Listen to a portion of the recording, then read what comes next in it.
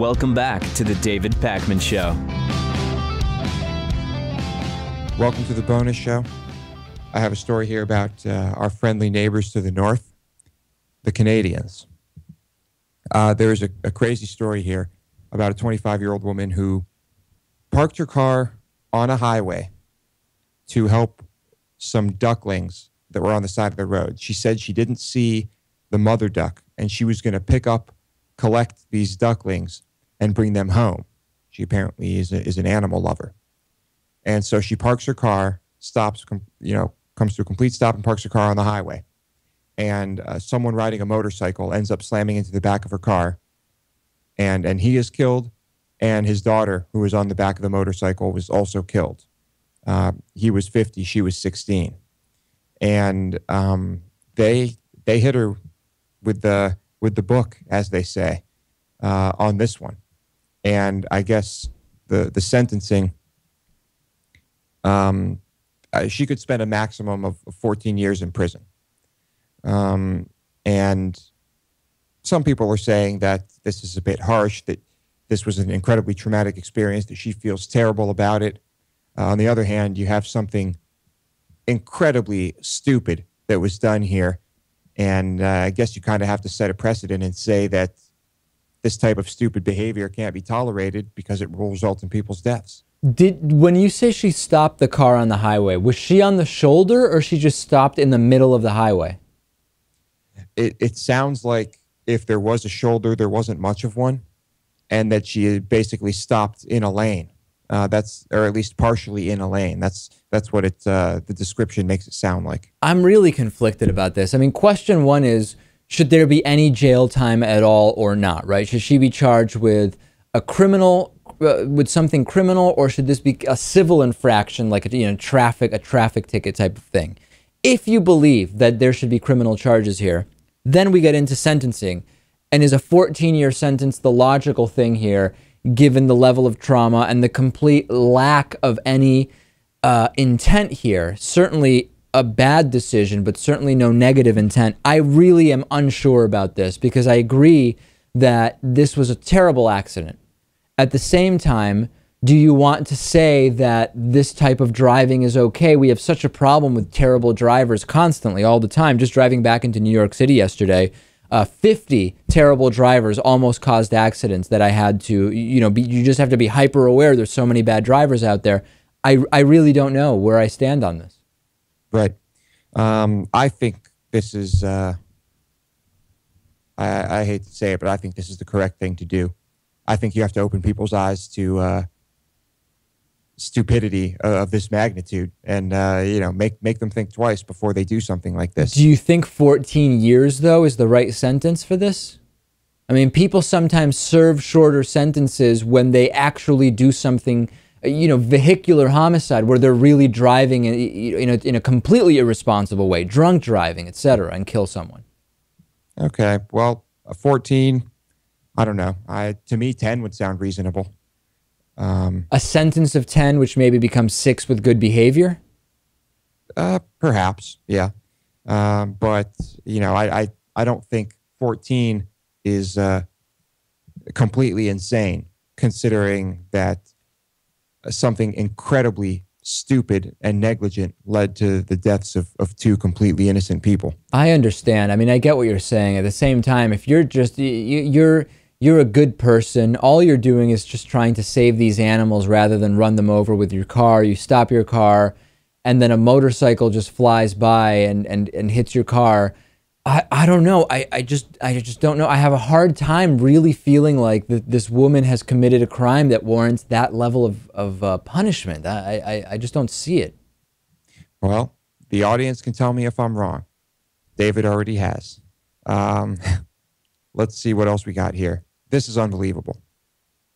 This is just one of the craziest stories I've ever heard about a high school principal who completely plagiarized his yearbook message to the graduating class. It was, I don't know how this happens. This guy, whoever did this, is even dumber than the woman we just talked about in the last story, because they didn't even erase the last sentence in this plagiarized graduation letter that says, "Congratulations to the Albany Albany High School class of 2013." Well, that's not the school we're talking about here. Nor the year, apparently. The message, right? The message was supposed to be for the Roosevelt High School class of 2014, but the letter was plagiarized from a principal named Dr. Ted Barone, who wrote the letter to the Albany High School graduates of 2013. And I guess what happened here is that the principal of the of Roosevelt High School asked this Ted Barone guy for permission, in a way, but all he really did was ask him if he could quote him. And then, of course, the entire thing just got copied and pasted, and now it's all over the internet. Pretty embarrassing for this guy, I would say. Yeah, pretty embarrassing. But it's weird because we can't. I don't remember the different yearbooks we had from school, but if there were messages from the principals, none of them made even the smallest impression on me. I mean, I don't even remember them existing. And if they did, they certainly didn't make any impression. Why is it necessary to plagiarize something? Just write something, you know? Why is this even being, why is the need felt to make such a big deal out of these messages? Mm-hmm. The students obviously were pretty upset too. They think it's ridiculous, and it is, that he couldn't even spend a few minutes to write his own personalized letter. But he, I guess, came out and apologized and said, "I sincerely apologize to the Roosevelt community and to the class of 2014 for the inadvertent clerical error causing mistakes to be printed in the 2014 yearbook. An unedited draft of my remarks was accidentally published rather than the final version, and I take full responsibility for the oversight." So what it sounds like is he started with verbatim this other guy's speech, and then he maybe was going to go through and, like with a thesaurus, change words to make it the identical message but different wording. Perhaps, yeah, I don't know, but the apology is about as stupid as the mistake, and I just. Oh, it's funny. We hear about all the things, all the plagiarizing done by politicians. I love those discoveries. Those are gems. But this, I mean, this is just pathetic. This guy should team up with Rand Paul for his speeches. I know. Perhaps they could work together. Try and, you know, they should really just go to like a seminar and try to, I don't know, advance their writing skills, so that they're comfortable writing their own material. There's about 1,800 comments on this article. This is incredible. Anyway, it's blowing up, and what an idiot. Dr. How would you pronounce this last name? It's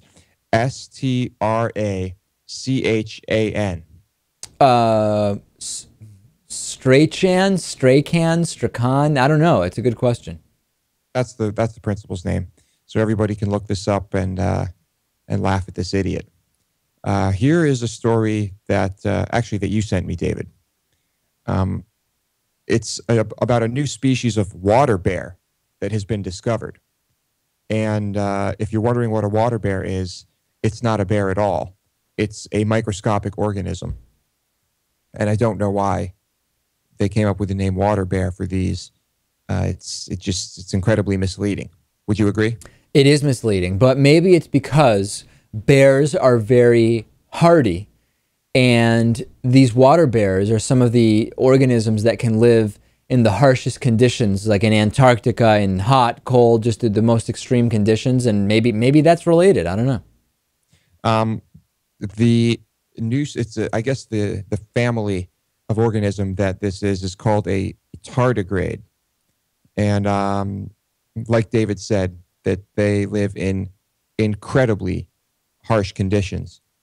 And I guess they have ancient roots as well. They're also called moss piglets. And yeah, they're typically found in moss and lichen, where they eat plant cells or small invertebrates. And they're found everywhere, I guess. Deserts, mountains, deep ocean. And, we said they're tough. They're so tough that they can even survive in the vacuum of space. That would seem impossible to me. Yeah, I don't really understand how they do that, but I've read that they can. Right. But I guess, a new species of these has been discovered in Antarctica.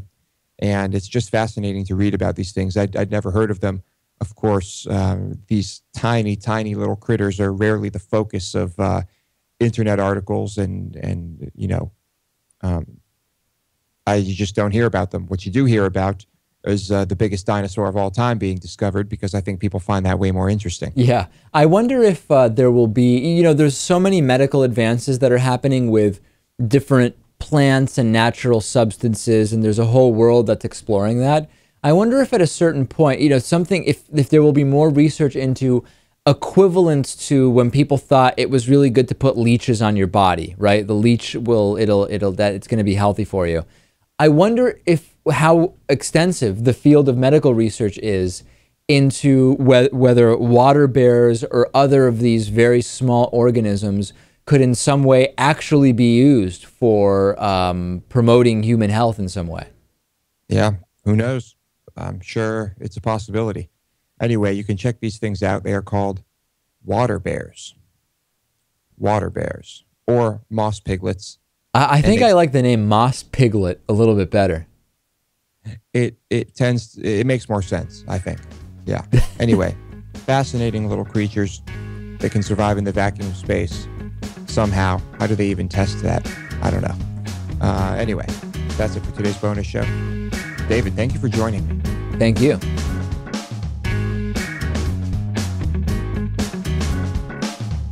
The David Pakman Show at davidpakman.com.